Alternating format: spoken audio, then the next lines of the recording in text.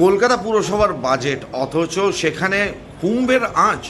কিন্তু উত্তরপ্রদেশের বাজেট মনে হচ্ছে। এটা কোথায় কলকাতা পুরসভার বাজেট? কলকাতা পুরসভার বাজেট হলে জল, কল, রাস্তা, আলো এসব নিয়ে কথা হবে। এখানে সারাক্ষণ কুম্ভ কুম্ভ কুম্ভ করে দেয়। শাসক যারা অশ্বডিম্ব প্রসব করেছে তারা আর কিছুই বলতে পারছে না, তাই কুম্ভর ওপরে যদি পার হওয়া যায় কোনোভাবে সেই চেষ্টা করছে। আর এটা হচ্ছে তৃণমূলের soft Hindu line. Budget totally একটা ফার্স, জাগলারি, মানে ম্যাথামেটিক্সের জাগলারি, অঙ্কের জাগলারি, সংখ্যাতত্ত্বের খেলা।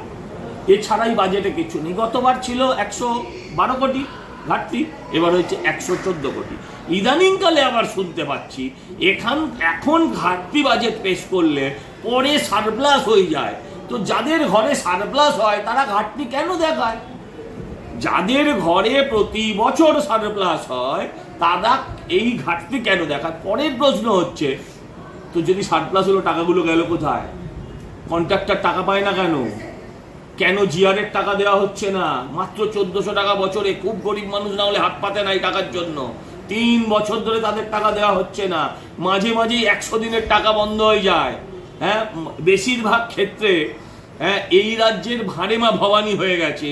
হ্যাঁ, সেখানে এই পুরসভা থেকে প্রতি বছর মমতা ব্যানার্জির ওই দুর্গাপুজোর আগের অনুষ্ঠানে ইন্ডোর স্টেডিয়ামে প্রায় 1 কোটি টাকা খরচা হয়।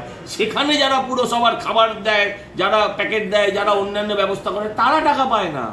তো এত টাকা যখন আপনার ঘরে বাড়তি, যখন ঘাটতি নয়, তখন টাকাগুলো যায় কোথায়?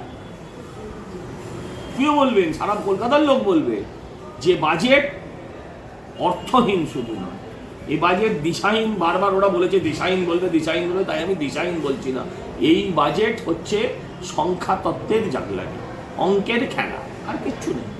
বাজেট